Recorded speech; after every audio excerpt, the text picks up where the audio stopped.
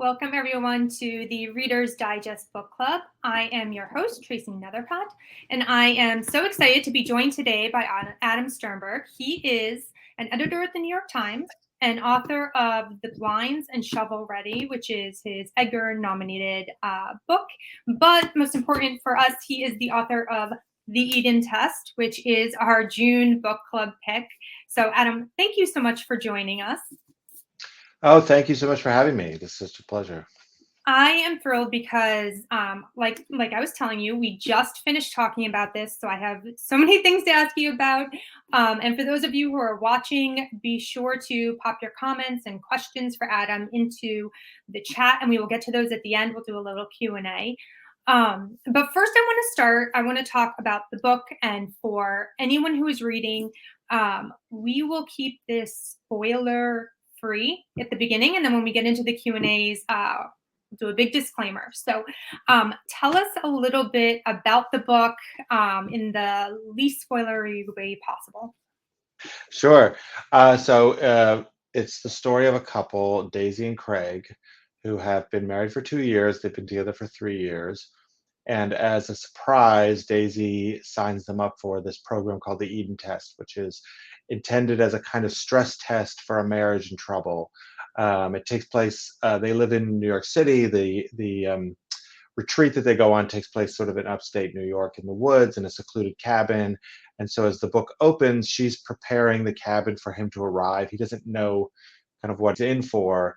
And it's the night of their third anniversary. And he was going to tell her that night that he was going to leave her for another woman. And instead, he got this surprise invitation to this retreat. So he's on his way to meet her, fully intending to end the marriage. She's hoping to save the marriage. And then the book unfolds over the next 7 days as they undergo this test that's been designed that they don't really know very much about when they start, but they know that it's designed to kind of either save your marriage or convince you that the marriage is not worth saving, or there may be some other more nefarious sort of outcome awaiting you. But yeah, We'll say that's this is essentially the a premise. Yeah. thriller, so things don't go well for Yes. them. But so where did the initial spark of the idea for this book come from? Well, it's kind of in the title, right? I mean, I Mhm. have always been really interested in the story of Adam and Eve. It was a story that I was very familiar with when I was growing up, and I kind of learned it at a very young age. And I had a very particular conception of what that story was about. It's about a man and a woman in the Garden of Eden, which was sort of paradise, and a process by which they encounter temptation, and they sort of make some moral stumbles, and the devil's involved, and they, as a result, are sort of cast out of the garden and kind of punished. And I'd already always been really interested in that story, and so as I was thinking about doing a story about a couple, and I thought, well, let's go back and look at that story of Adam and Eve, because they really are, in that myth, they are like the first couple. They are literally the first couple, the first man, the first woman. They are the first example of love, even though at the time, presumably, they didn't even know what love was, right? They just kind of knew that they were there with each other, trying to make a go of it. And there was something really powerful to me about that idea. And then I was really interested in that notion of a test, right? Like, what would a real test for a relationship consist of? You know, I'm married, and I've been married now we just celebrated our 12-year anniversary. So far we've survived the Eden test, but everyone is really familiar with the kind of traditional wedding ceremony. You make your promises, you say your vows. There's a sort of standard set of kind of things you sign on for, but then of course life comes at you, and you're dealing with it together. And so uh, I was really intrigued by this idea of a sort of couple in isolation who are kind of put to the ultimate test, and how it would affect them, and whether they could come out the other side with a relationship that was stronger. And a lot of those questions I didn't really know the answers to once I started, but I was interested in the experiment of um, sort of putting them into this situation and then kind of turning the heat up a little bit. You mentioned like this couple in isolation was part of that initial idea. What made you set it then in? I mean, obviously, so we start and we know that they live in New York City, but they're going, as you said, to upstate New York. Um, Obviously, this wouldn't work the same if it had been set in New York City. What made you choose that setting, and how did it sort of play into that idea that you were saying? You know, this isolated couple trying to work through what they may or may not think is some serious relationship issues.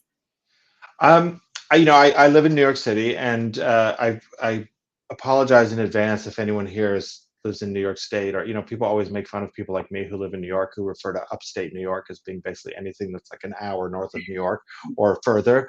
Um, but I have spent time in the Hudson Valley and different parts of upstate New York. My wife and I lived in Saratoga Springs for a while. Um, but as a kid too, I used to go every summer with my family to a cottage in Vermont, and in my mind, the cottage they're staying in is that cottage, like that cottage, and it really does exist in a very sort of primal way in my head. And there's always been something sort of appealing and mythic about stories about people sort of going into the wilderness, right? Like Into the Woods. I mean, that's the name of a very famous musical, but like a lot of fairy tales are about people going into the woods. The woods have always represented a sort of uh, area of danger and mystery, and but potentially of self-discovery as well. And so that, coupled with the fact that I always have enjoyed stories about essentially people in sort of pressure cooker situations. Mhm, Like, um, I love stories that are sort of set in real time. This book takes place over 7 days. mhm, Um, and I just have always really been intrigued by the idea of people sort of stuck and then having to kind of figure their way out of a certain situation. And it's funny, I thought about this a lot when I was writing it. Like, I think if you grew up in a very rural area, or you live in a more rural area, the city and everything that the city yeah, represents can be kind of intimidating, right? It's noisy, it's crowded, there's lots of people, you're worried like what's going to jump out at you at any moment. If you grew up in a city, or you live in a city, often the rural area is what is kind of a little bit mhm, daunting and scary. It's the isolation, the quiet, like what's out there. I'm all by myself. If something happens, who's going to yeah, come help me? Um, and so I certainly like that. To me, is kind of what my relationship to like spending time in the country is. It's simultaneously very relaxing and bucolic and refreshing, and yet those moments when you're in the cabin and it's completely dark and you hear that noise and you're like, okay, wait, what was that noise? um, that can be like really get under your skin a little bit. So mhm, and I think Daisy and Craig are sort of the perfect city. There's a whole running thing through the book about how the locals in the town have this great disdain for all the visitors who come up from the city, which is certainly like a dynamic that you encounter a lot in the world. And in New York State, it's obviously something, for people who travel from the city and go elsewhere, a certain amount of like suspicion and disdain for people who are kind of out of their element.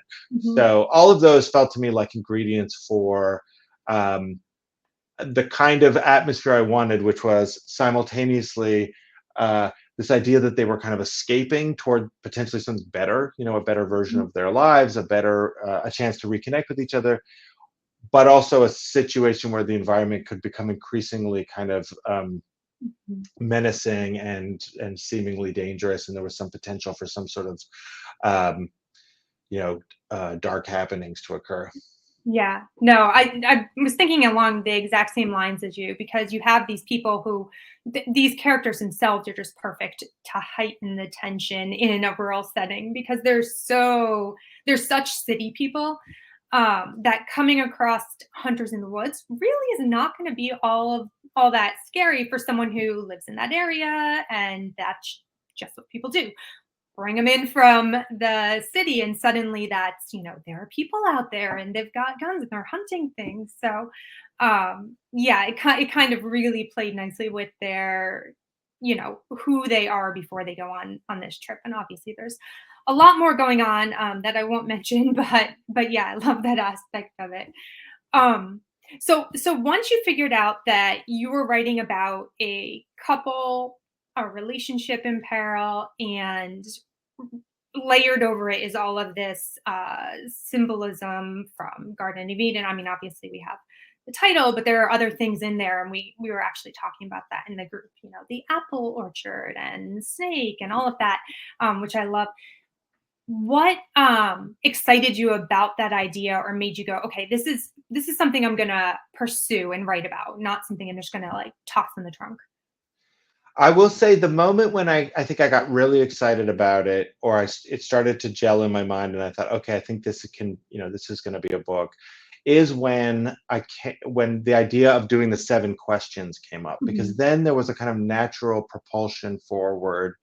Um, and I loved the idea of them sort of waking up to a new question every day, and the questions becoming sort of increasingly kind of intense and severe and a little bit like unsettling. And the way that that mirrored the sort of the idea that like the Adam and Eve story takes place over 7 days. Yeah. Um, then that's when I really got excited about it, and also, as often happens in these cases, like I had a good sense of who the characters were when I started. I kind of Mhm. knew a bit about their backstories, and why they were why they were acting the way they're acting at the beginning, and where it might go, and also what had drawn them together. I will say one thing that is quite tricky is writing a story about a couple that's fraying, right? That's Yeah. falling apart. I think there's a lot of times we encounter stories about couples that are just meeting, right, and they're falling in love, and so it's like everything's working, right, and the gears are meshing, and then the credits roll, and that's the end. They get married or whatever. Like we never see the part where they start to get on each other's nerves, or they discover the things about each other that aren't so Mhm. attractive.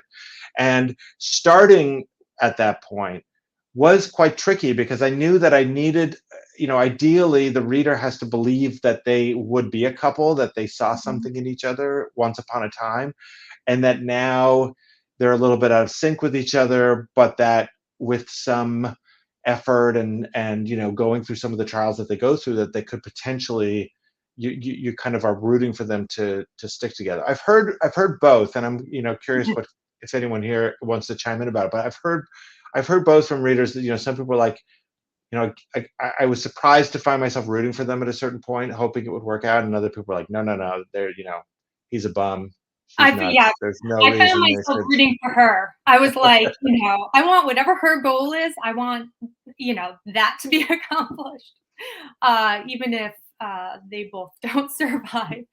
But so another thing that I really liked about this is that it's super tense, and like you said, you've got that structure of the 7 questions, the 7 days to really build that tension as you go along. So how did you do that? Because you hold a lot, especially from Daisy's point of view. You hold a lot back from the reader, and we're in her head for, I don't know if it's an even split, but for a good amount of the book. So did you plot it out ahead of time, or how did you decide how much to tell us versus what to hold from the page until the end? It's quite, yeah. I did think about it quite a bit, and I do feel like there's a certain amount of sleight of hand, and a certain amount of, you have a contract with the reader that, I, if things are revealed later in the book that might be surprising, or might cast earlier events in a different light, I never want people to feel like, oh, well, you cheated. Like, there's no way that I should have known this before, or this person would never have acted that way if this, given that what we learn now later on. Yeah. Um, I felt like so there was a reason I sort of, I tried to be both sort of in their heads, but a little bit at arm's length. And also with Daisy in particular, I feel like the more you learn about her, the more you can understand that there's many layers of, um, she's hiding behind many sort of layers, many veils in a way, out of necessity in some ways. And so just as she's sort of never truly revealed her true self to Craig, that you as a reader are having a similar sort of journey with her, of learning, like you meet her and think like, oh, okay, I have one sense of you. Okay, now I understand something else about you. Oh, okay, now I understand something else, that so it's less like a complete reversal of what you already knew, and more just like the picture is getting more, complicated, and hopefully like more nuanced. Um, but it is there are definitely moments. I do think, as an author, one of your greatest advantages you have is that as a reader, you're reading the book and you're sort of moving through it in a linear way. As an author, you're writing it in a linear way, but you always have the power of jumping around and sort of, there's definitely, as often happens, I think, later in the book, there were moments where I thought, oh, wait a second. Okay, now that I know that this is going to happen, I'm going to go all the way back to the Yeah. second chapter and just plant a little thing there that kind of foreshadows this. I didn't necessarily know when I was writing the second chapter that this was going to happen in chapter 38. But now that I'm here, I can kind of like go back and lay a little bit of a breadcrumb trail or put some more crumbs on the trail than were there before. I I like to have some sense of where I'm going when I'm writing it, and I feel like you sort of need to know where the major turns in the road are going to be. Mhm. But I also, just like the reader, I'm going to be surprised at certain moments. Um, and there were scenes I remember writing them and just thinking like, whoa, oh yeah, of course, yeah, So this totally makes sense. But is that a wow. spoiler? Can you give us one where you're like, this surprised me as I was writing it along, and I later planted those seeds, but But it's going to be kind of spoilery if I okay, talk about it. we can wait till the end, so that people can continue watching at this point. Yeah. Um, so I do want to talk about some of the other elements of the book. So we were talking earlier, you have a connection to the theater world. You were in the theater world, so was your wife. Was that sort of deliberate because of your personal connection to make Daisy an actress, or did it have to do with there's a very big plot reason it works as Yeah. well? Um, yes, I mean, the answer is sort of yes, and which Mhm. is ironically is a phrase that comes Yeah. up in the book. Um, I always knew she was going to be an actor, and I actually did something with this book that I'd never done before because it was so tightly focused on two characters, and I knew it was really going to be what they call in the theater world a two-hander. It was going to be a story really about a couple and sort of tightly focused on them.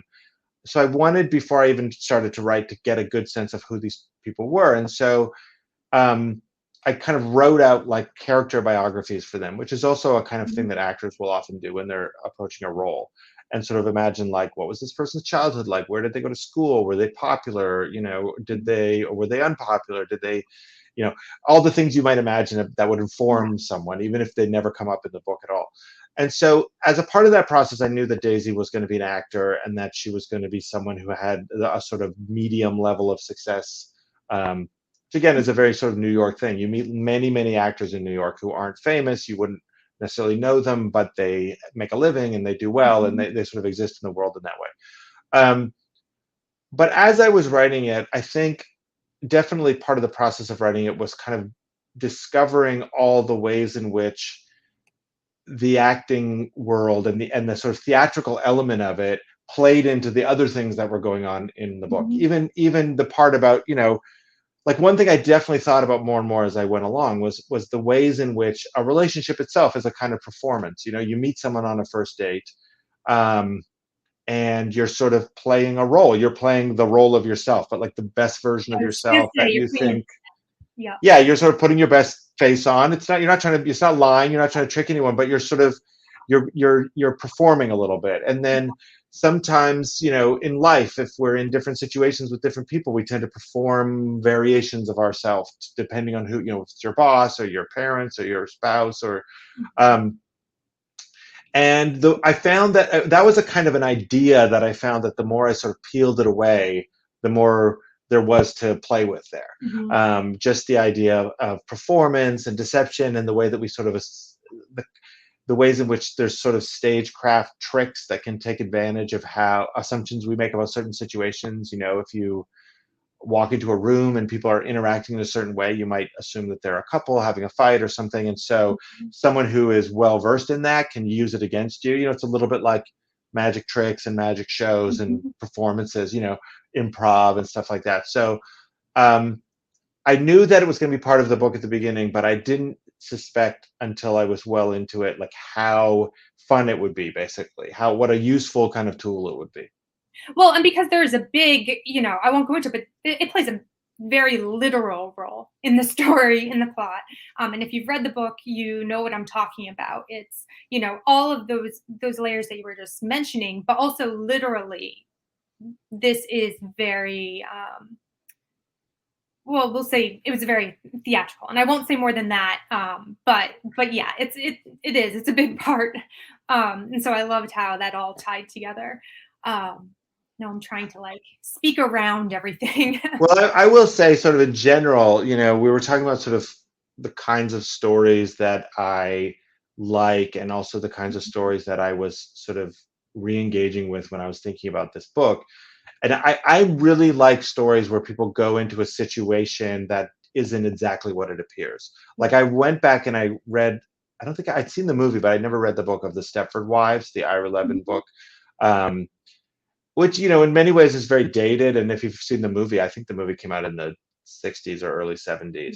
But, it's very much about the experience of going to a new place, moving to a new town, and just something's not right. Like, you just get a sense like something weird is happening here. Um, and I love all those movies like The Sting, and there's a bunch of great sort of con man movies like It The reminds me of Spanish Prisoner, that movie, and I don't remember if this is the name, The Game, The maybe? Game. Michael Yes. Douglas movie. It reminded me a lot of that. I mean, not the plot, there's nothing similar except for this one element, but, it sort of brought to mind that sort of you're reading and then suddenly you're reading a completely different book, but only a small thing Yeah. happens.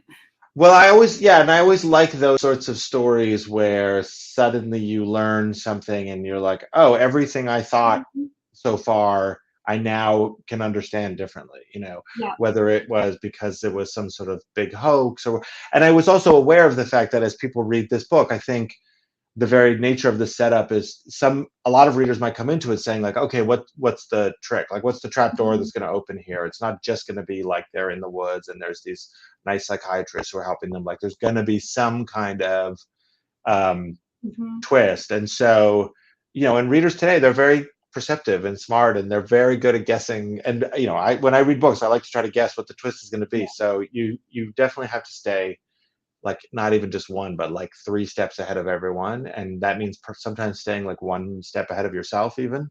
Mhm. um so but all that kind of gets back to that idea of like theatricality and um stage sets, and the way that Mhm. you can be immersed in a reality 1 minute, and then the whole thing you realize was not at all Yeah. what you thought it was. Yeah.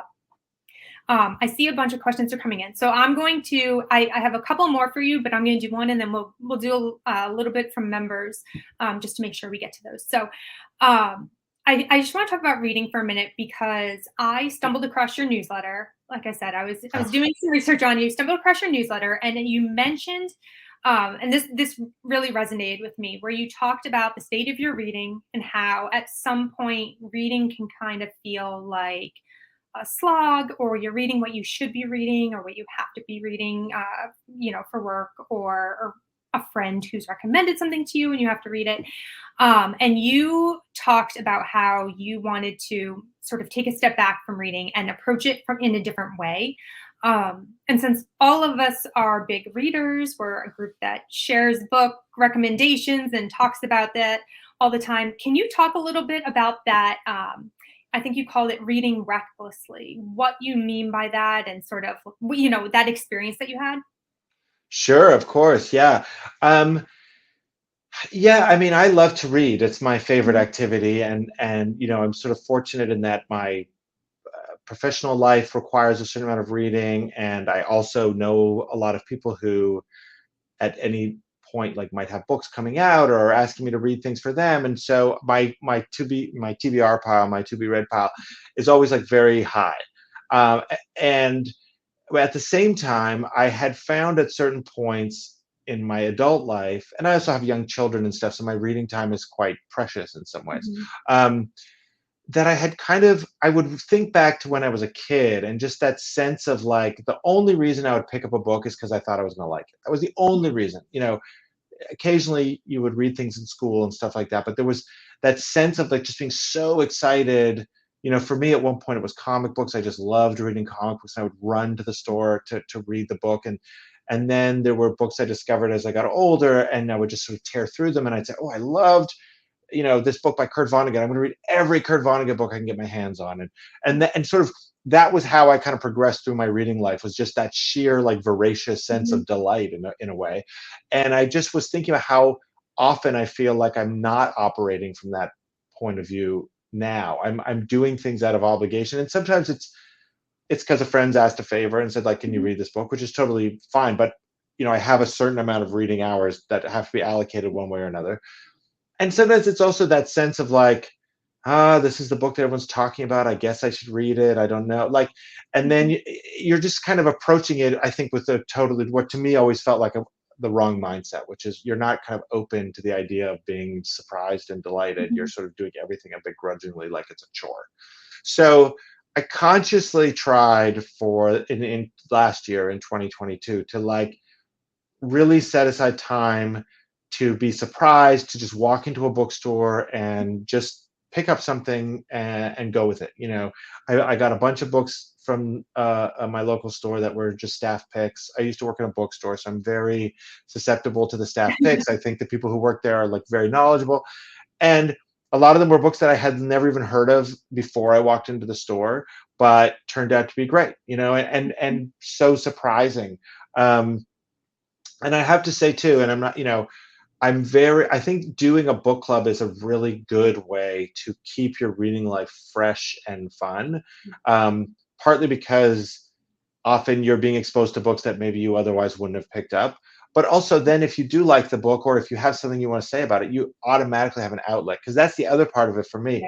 Yeah. One of my favorite books that I read last year was a book that came out in early 2000s, and when I was done, I was just, like, dying to talk about it with someone, but I didn't, there wasn't really anyone available. I would love to have had, like, a group of people who had also just read it, and we could also just, like, dive into it. But um, it has been fun, though. I will say that, like, since I started thinking about it, I still have my obligations and my books that I'm reading for, professional reasons, or for research and stuff like that. But I have been able to carve out a space in my reading life just for myself and for enjoyment, and being surprised. And not everything is 100% bullseye, but that's fine. It still feels like I'm rediscovering that sense of delight that I Mhm. had more of when I was a younger reader. So Well, I promise I'm going to get to the Q&A in one second, but that sort of leads me to my question of what are, speaking of reading, what are your top five most recent books that you've loved, or, you know, thrillers of all time? I guess name five books that you think all of us need to sort of put on our list right now. okay, sure. Recent books that I have read that I loved. I'm a huge fan of Megan Abbott, and she has a new book out right now called Beware the Woman, which I did read in advance. I got an advance copy of it, but that's because I love her books. And I thought that was great. And it was, in some ways, it's an interesting companion. I mean, I wouldn't compare our books because I think she's just so good at what she does, but her book is also about a couple who go to the woods. We've actually talked about the sort of funny confluence of, like, a lot of writers. I think both of our books we started before the pandemic, but there was something in the air, obviously, the last few years, about isolation and Mhm. dread and stuff like that. So that book I really loved. Um, I Other books I've read recently, I quite like these books written by this author named Lawrence Osborne, who had a book called The Glass Hotel that came out. Sorry, it's called The Glass Kingdom. Glass Hotel is Emily St. John Mandel. His book is called The Glass Kingdom. Both books are great. He also wrote a book called The Forgiven. His books are very, if you like Graham Greene, or you like stories about sort of travelers who find themselves in hot water, he's great. And I really enjoy his books. And he's an author who is writing now and has new books coming out. And so I'm always excited when I see his books. Um, the other series that I adore, that I've actually reread a couple of times, if you like crime inflected novels, are these books by Sarah Gran. She did a series, and the first one is called Claire DeWitt and the City of the Dead. And they're sort of and then there's a whole series of sort of, they're like detective novels a little bit. They're about this woman named Claire DeWitt who is a detective, but they're very weird and funky and funny and sweet. And I wish she would write two a year. I would, or three, like as many as she wants to write, I will read. I think For there's free three of time. them right now. So yeah, but I'm always eager when those come out to jump on them. Mhm. And what else have I read that's been great? Oh, I have to recommend my wife's book. Um, Yeah. my wife is Julia May Jonas, and she wrote a book called Vladimir, which came out in 2022 to great acclaim. So I'm not the only person who's been recommending it, but Mhm. it's great. And I'm biased, but I also think I'm right. So Perfect. Thank you. So I'm going to transition now to our member Q and A's. So the first person is asking, and I don't know if you actually came up with these in your head. What were the real questions that Daisy burned in the fireplace? A lot of people were curious. Wait, what were the questions that they were supposed to be doing during the Eden I'll never tell. They're proprietary information to the Eugenic Foundation. I can't just share test? that. Um, that's a very good question. I will say that not to like peek too far behind the curtain, but um, as I said, like a very early in the process, I had the idea of these questions, and I sort of knew kind of what I wanted the questions to be and sort of the arc of the questions. And I also knew that the questions ideally would sort of mirror what was happening to them at any given moment. So that when the question is like, would you fight for me? And then they go out and they get into a fight. Mhm. Or, so that there would be the suggestion to the reader that there's something's going on here, like the questions and the surrounding circumstances are not unrelated to each other. Um, and at it, but the idea, but the notion that Daisy wrote the questions and that he never even saw the real questions was actually something. It was a bit of a breadcrumb that came late in the process, um, because it was the only way that it kind of made sense. Otherwise, it would have been weird that the questions that they were Yeah. getting from the institute also happened to mirror what were happening. So I really loved that idea. I thought it kind of brought it. I mean, for me, I just was like, oh, that makes total sense. Like it shows the extent to which this has all been Mhm. sort of very meticulously planned out. And I kind of like the notion that you never find out what the real questions are. I know some people have been sort of bothered by like, whoa, what were the real questions? But if there's a sequel, maybe another couple will show up Yeah. at the cabin, and they'll have to do the whole thing, and they'll get a whole different set of questions that are the real questions. Yeah. Um, but you'll have to wait until then. I should mention before I say the next one, head out, press stop on this if you haven't read the book. Again, it is the Eden test, and we are going to get into some spoilers here.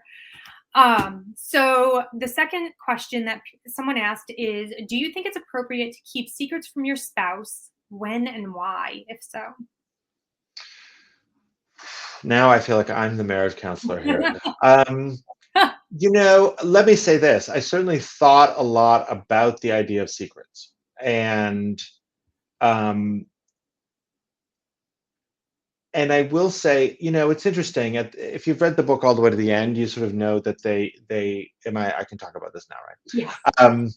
That they end up together, and they now have this secret, right? They have Mhm. this secret that's represented by this rock on their mantle that's right next to their wedding photo that they will carry forward for the rest of their lives as long as they stay together. And I was sort of intrigued by the idea that this would kind of bind them together in a way, and that this, in a sense, is the sort of that their relationship is now much stronger than it was at the beginning of the book, but at what cost, right? Yeah.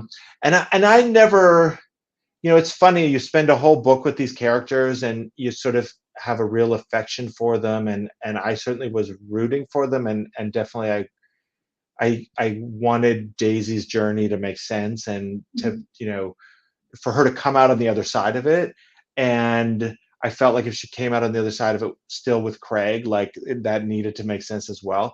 But I'm not 100% convinced. It's not like this was a great, resolution for it. Like they literally, like a bunch of people are dead at the end of the book, right? Yeah. And not some at their hand, some accidentally at their hand, like, uh, and so I even though I think of their secret as something that is now like a glue that holds them together, it's also a burden, right? It's also a kind of thing that's always going to sort of haunt them.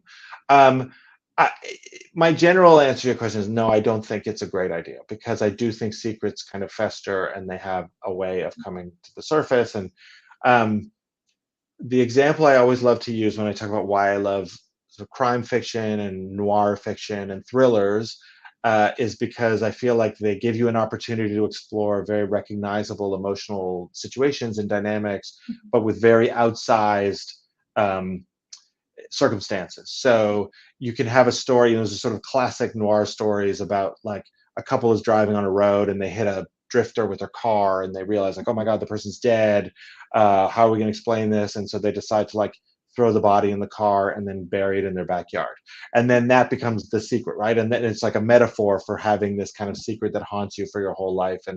Um, and so in a sense, I feel like secrets play the same role in this book. Ultimately, I think the idea is you think you can bury things, but they never stay buried. Mhm. So maybe it's better to just deal with them as they come up. Outright. This sort of leads into someone else's question because, you talk about like at what cost did they come to this, point in their marriage? And someone mentioned that Christian feels very much like a sacrificial lamb. How does Daisy reconcile that in her quest to save her marriage and herself? I liked Christian, I'll say. And I felt bad that at the end he sort of was a casualty of this messy marriage.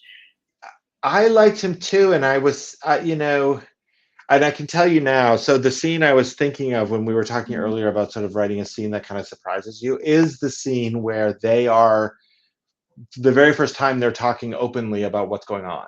Ah, And sort of I knew that it was going to be revealed that Daisy was sort of orchestrating this whole kind of performance, mhm. and I knew that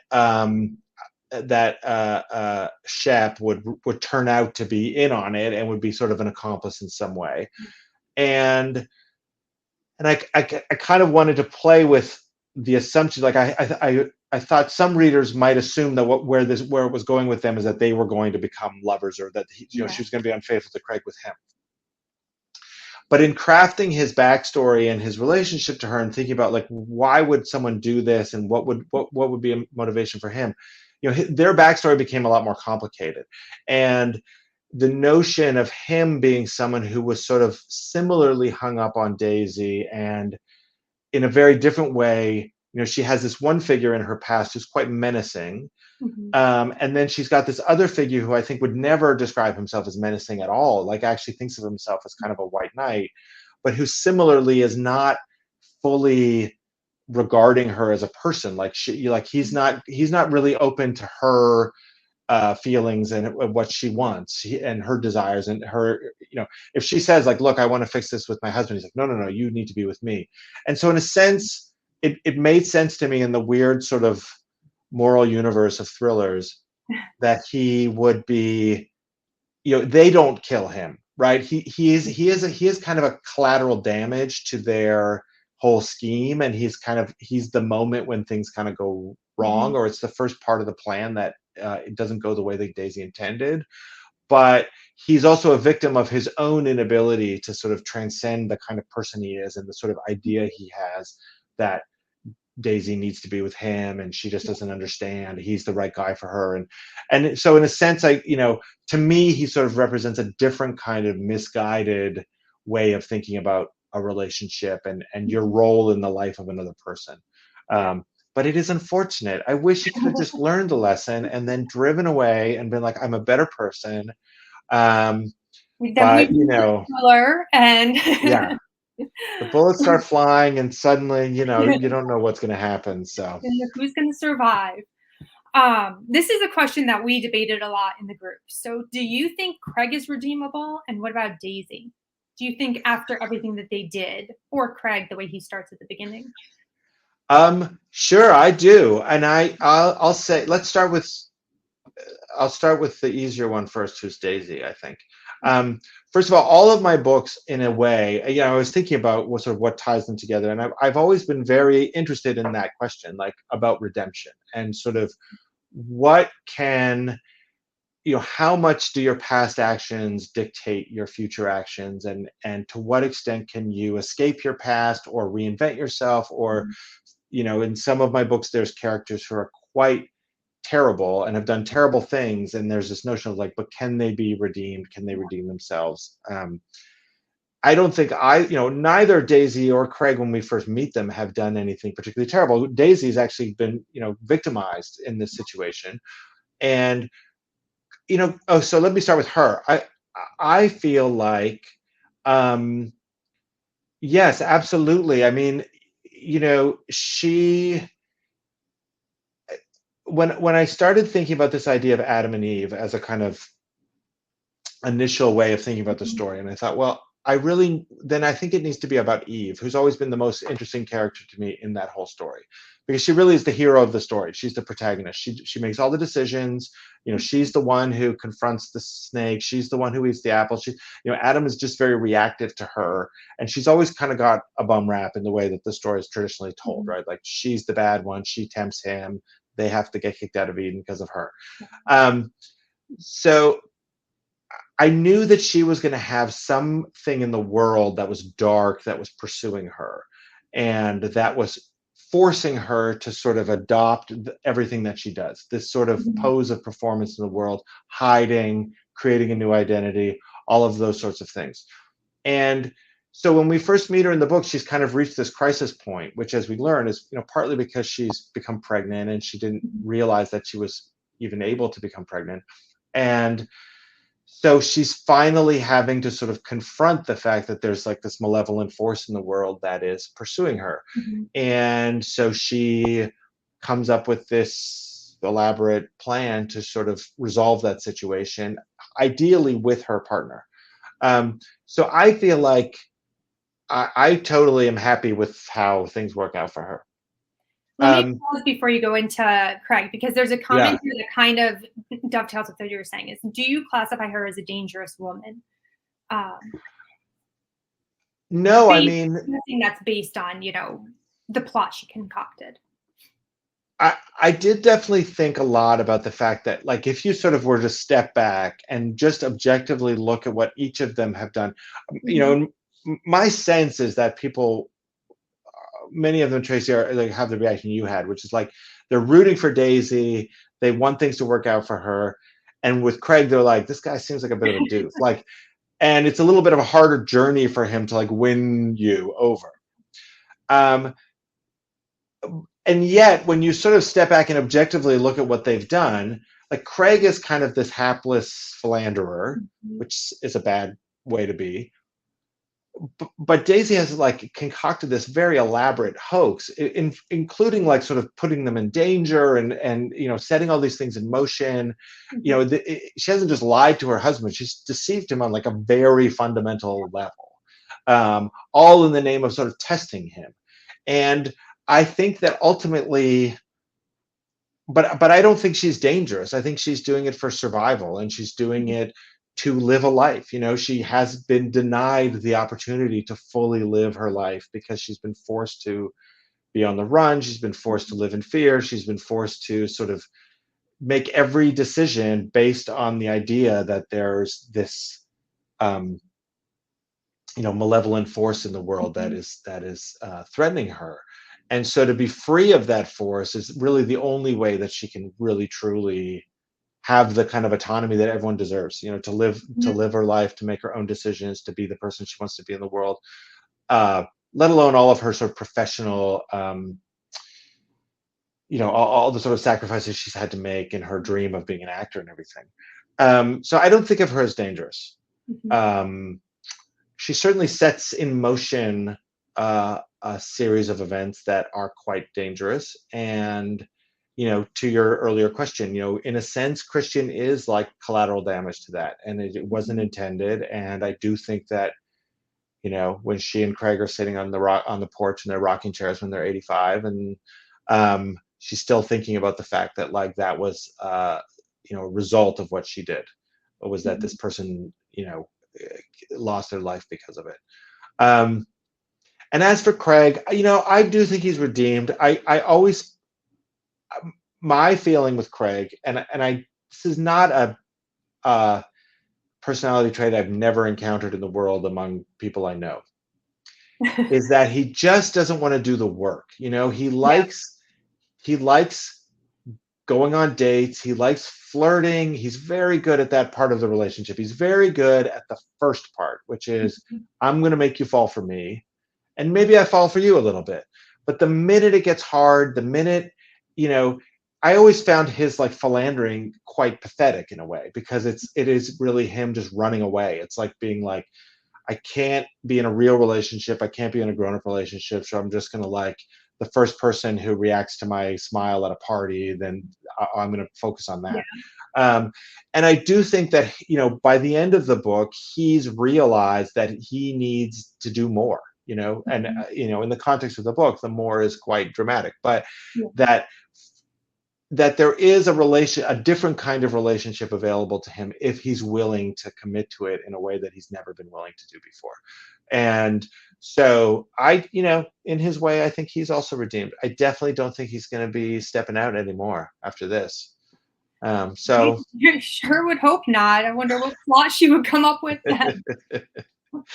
yeah. So, okay, I want to make sure we get through these. The book was centered around actors acting out the plot. So, someone says, "Why did you have killings at the end of the storyline?" I think someone needed to die. Um, well, you know, so the way that I think Daisy envisioned it, there would be one killing. I mean, I think always Mhm. the plan was you're going to go through this test. It's like a dress rehearsal. That was always the idea in my mind. It's like you do a show, you have a dress rehearsal, right? And you run through the whole show and you see what the problems are, but and then comes the show, you know, then comes the night itself. So always in her mind, the end product of this was to lure Frank out of hiding and to essentially like confront him once and for all. And Mhm. I think she knew him well enough and knew the role that he had played in her life well enough to know that there was no other way for them to escape him other than this. Um, this is what was going to be required. So I think that was always the idea.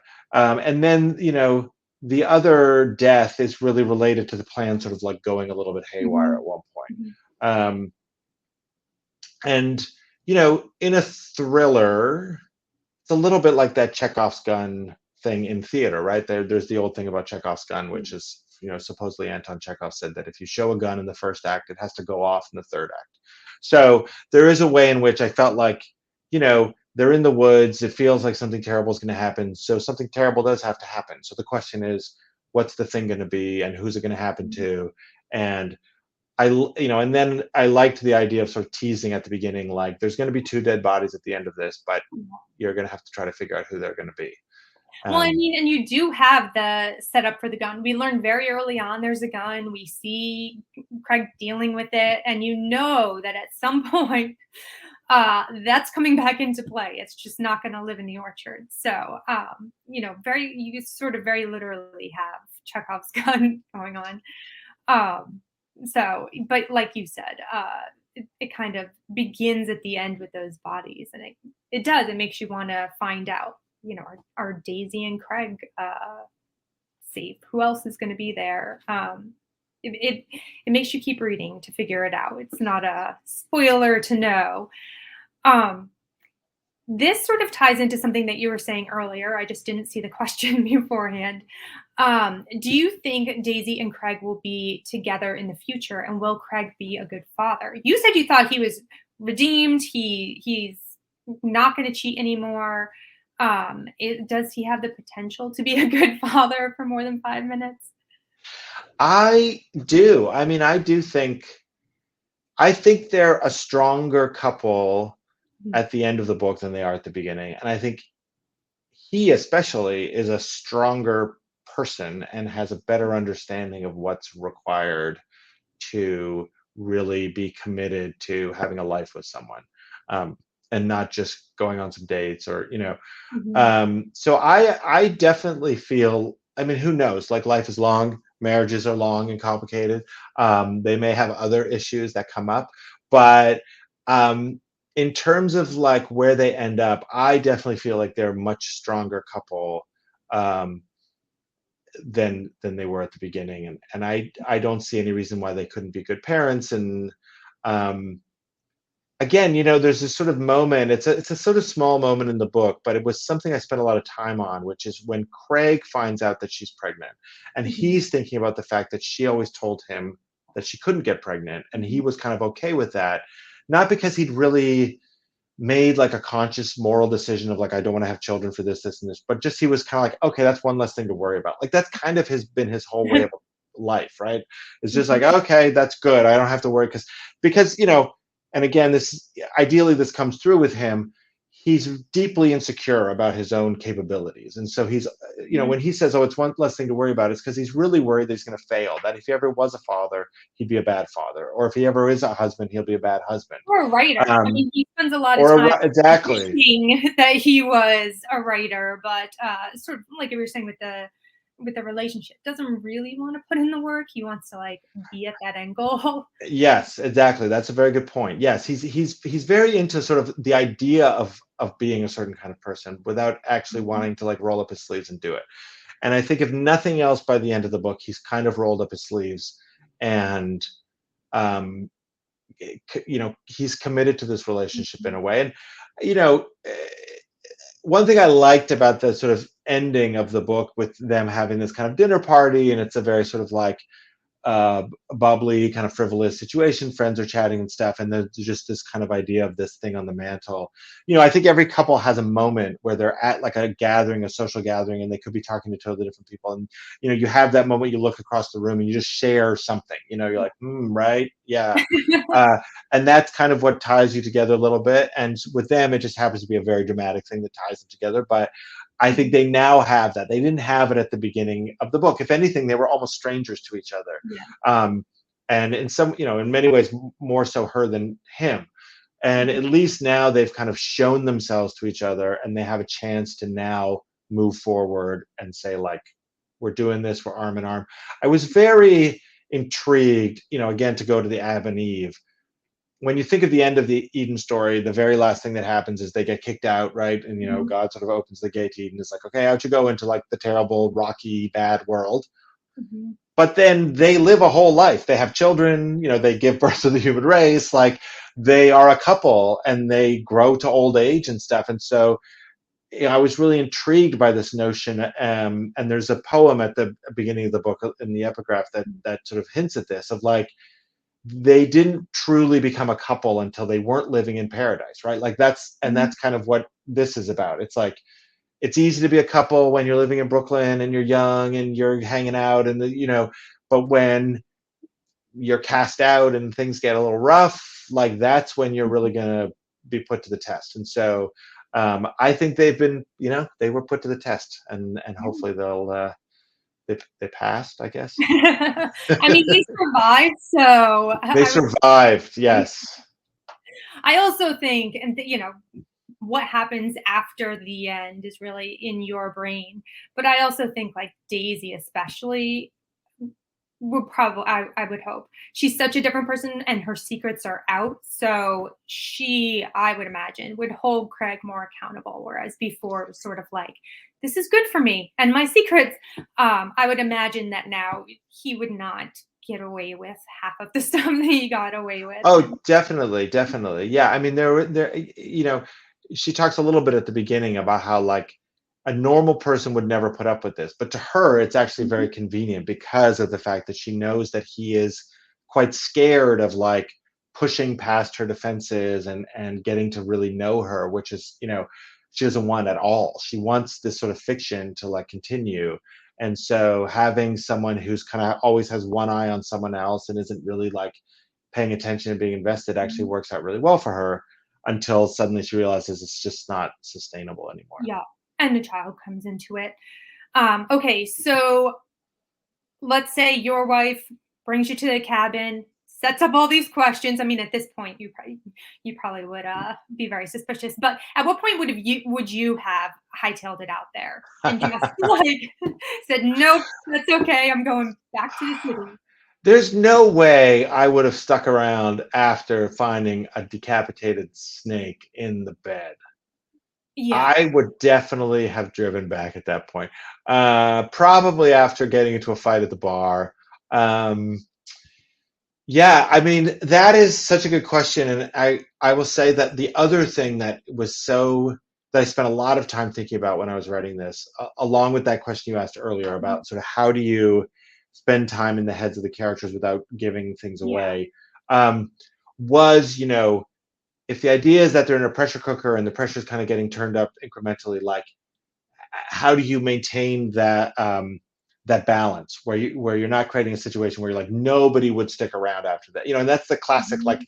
cabin in the woods horror movie, right? Is like a bunch of people go to the woods, they're in the cabin, one person's like I'm gonna go have a cigarette, and then they don't come back, and everyone's like, oh, that's weird, I'll go look for them, and then they don't come back, and then you like find something weird, and like if it's very easy in a scenario like that to reach a point where as an audience member, as a reader, you're like, come on, Get like out there's of no there. way they're not leaving. And so um and I, as a city person, I think the first tree frog I hear, I'm already thinking about driving back to the city. So um but I feel like, for them, I if anything, I felt like the gravitational force that was keeping there was a combination of like was really their commitment to the relationship in a way. They do talk about it at various times. Like at one point, let's see, they go on the canoe trip and he wants to leave. And this is very early on, right? It's after like just one weird thing has happened. And he's like, why don't we just go? Like, this is so dumb. And she's like, no, no, no, we're here. Like, let's do this and commit. And then later, after he goes to the orchard with Alwyn, after, many more strange things have happened, she's the one who says, should we just go? Like, it's after they have the fight at Mhm. the bar and everything. And he's like, no, no, no, you're right. Like, we should do this. We're in it and we should stick it out. And again, being a thriller, everything is kind of extreme, but I feel like that dynamic is one that, people might recognize if you're in couples therapy, for example, and you go and you have like a particularly difficult session and you're like, well, this is hard, but let's Mhm. stick it out and see it through to the end. And so I feel like that was always the kind of thing that was keeping them there, was that thing of like, we've come this far, we've done four of the question, we've done five of the question, like let's just see it through to the end. And what else could happen, right? Yeah. They're How asking much worse themselves. could it So, get? and that's my job to be like, oh, you don't even know, just wait till the sixth question. Or seventh, yes. Um, so I want to take one more question. And someone has asked, and this is really interesting getting in Daisy's head. Does Daisy see the painted souvenir rock DNC Forever as the murder weapon or victory? um that is a really good question. The idea was always that she was setting that would eventually be available to them to use in a confrontation with Frank. Like that was Mhm. part of the reason she was painting them and doing so many of them and leaving them everywhere, was so that when they had their inevitable confrontation with him, there'd be all these rocks everywhere and they would have them as like sort of weapons that were like in plain sight. And I think, partly it's because she understood he was very dangerous and there was no way that like if he showed up and they tried to confront him with a gun or something like that, like that they would come out on the winning end of that. So I think in her mind, it was all part of her sort of conception of how they could lure him and then ambush him. Mhm. Um, but I also obviously I loved the idea of these sort of very classic romantic, mementos, and the idea of like carving your name in a tree or something like that, in the way that, especially like in the first blush of love, you're so eager to do that, right? I mean, I just walked across the Brooklyn Bridge the other day, and I was looking. People do a thing now there that I think they sort of stole from Paris, where people will take padlocks and put them on the bridge Mhm. with their initials on them, and I was just like, oh, it's so heartening and sweet, right? Like the idea that you're crossing the bridge with your partner at that moment, and you're like, here we go, it's D plus C, click, and you're like, who knows, you could break up the next week. But in that moment, you're just full of this like total confidence that this is going to last forever. And Mhm. so I think for her too, it was in a weird way a strange ritual of like affirming her belief that this was going to work. Mhm. And I will tell you guys, since we're here, and it's just us, I did get one really interesting question that someone just emailed me through my website where they said, you know, what was Daisy's plan if it failed? Like if Craig wasn't up to the task, if he Mhm. failed the test. And their theory was like, is she writing D plus C because in her mind there was a version where she ends up with Christian. Like if Christian was the one who stood up Oh, for her, and even though he was all part of it and everything, but like if Craig failed, was there a version where she ends up with Christian? I thought it was I have to confess, I never thought of that, but I thought it was a really interesting reading of it. I'm a little bit more of a romantic, so I always felt like it was just D plus C. It had to be them. They couldn't, there could be no other um, coupling. But I thought it was a very astute question to sort of be like, if the idea is it's a test, what happens if they fail? yeah. What happened if he failed? I think it would have been a much messier ending. I thought there Hopefully, was she a would have. chance, yeah, that he would sort of peace out because, Craig to me was sort of like, you know, uh, let's just say I wouldn't have ended up in the cabin in the first place with him.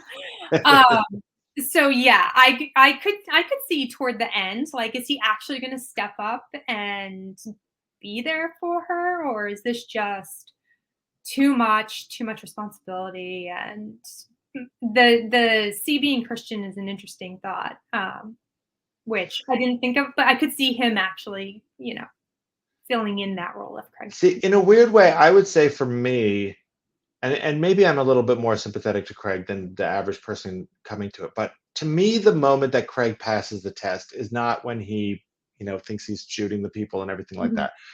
It's when he tells her, it's when he opens the trunk and shows her the luggage. Yeah. Because that's when he transforms from being a person who's kind of like in his own mind, he's always thinking about like, I'm gonna do the right thing, I'm gonna do this. He goes off, he breaks it up, but it's still all very secretive and it's all sort of happening within his little world. And it's not until he has that moment where he sort of realizes like the only way this is going to work is if I literally show the Mhm. baggage. Like I show my baggage, I show my luggage in the car. And um so in a sense it's like his journey kind of ends at that moment. Like he's gone from Mhm. being the philandering deceptive cad to like a guy who's like, look, I've done the wrong thing, I'm sorry, but I want to do better. And he's like, and here I'm going to show it by doing this. Unfortunately for him, they're only halfway through at that point, and there's still a lot more in store for him. But I kind of, in my heart, I'm like that. He sort of passed the test at that moment. He just Mhm. had a few more things they needed to take care of. Well, you sort of root for him throughout to do the right thing. I'll admit, I sort of reading that was the tense part for me, where I'm like, "Don't do it, don't do it," and hoping that he's going to make the right decisions in some of those tests she sets up for him. So yeah, I like that moment as well, where you're kind of like, "Whew, at least he's come clean," and she can have someone who's more deserving. As you know, I mentioned I was rooting for. I really like Daisy and was sort of like rooting for her throughout the whole thing to, um, have her plot come to fruition. I know it's probably uh, different from other people in the group who were like, yes, they should end up together no matter what. So, I think you've got a lot of threads going on here where you're sort of like, how is all of this going to come together? And, um, you know, uh, who's going to survive to the end, basically, who's going to make it.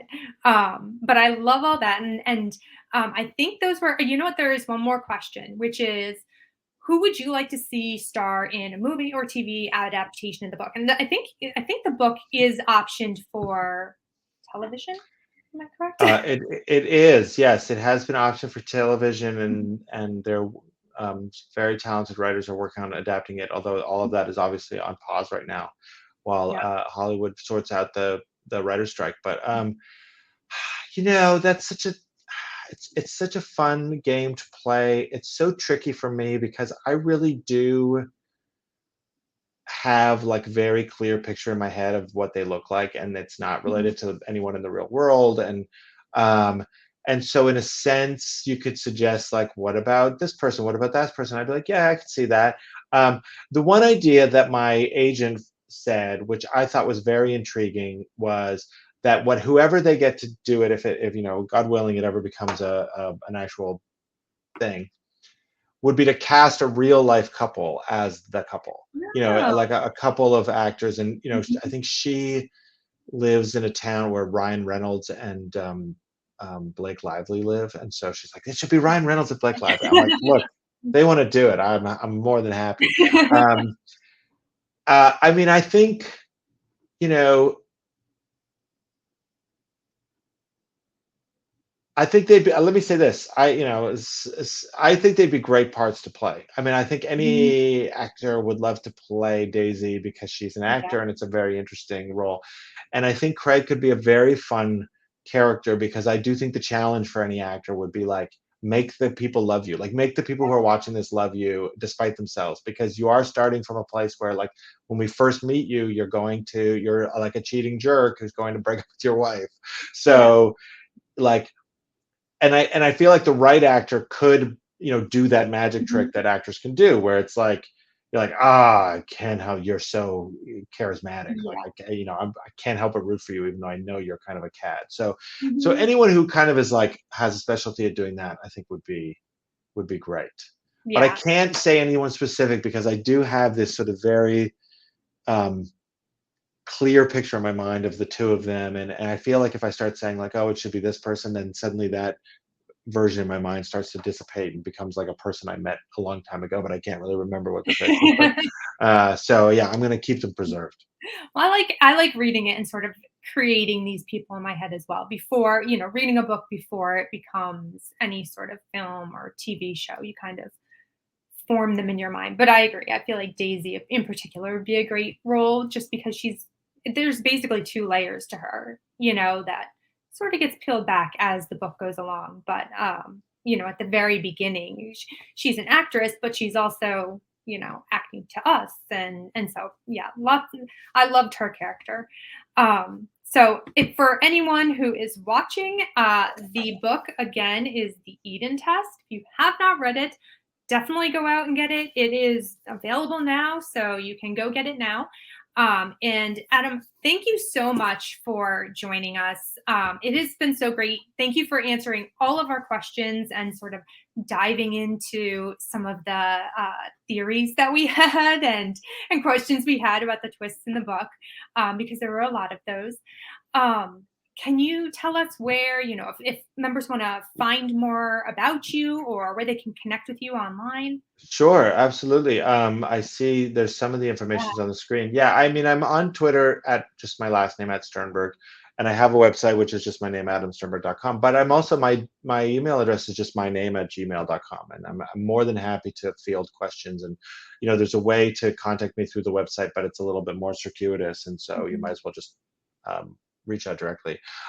So yeah, please, I would be happy to answer any questions or field any comments that people have. Thank you so much for reading. I really appreciate it. And it's always fun to talk about the book. And these were such great Awesome. questions. And I really appreciate you taking the time to sort of think about it and formulate some ideas about it. And it's always fun for me because you spend a lot of time with the book, but it's just Mhm. you. And then when it's in the world, you get a whole other ways of thinking about it and looking at it, based on how Yeah. other people have read it and interpreted it. So it's a real pleasure to do this. So thank you for having me. Yeah. No, it's wonderful and it's such a good book. So definitely, if you haven't read it yet, definitely go get it. Thank you, Adam. I appreciate it. And all of you, thank you so much for joining us today. And stay tuned for next month. We're going to be reading the second ending. So pick that up and get reading, and we will be talking about it at the end of the month. Thanks a lot and happy reading, everyone.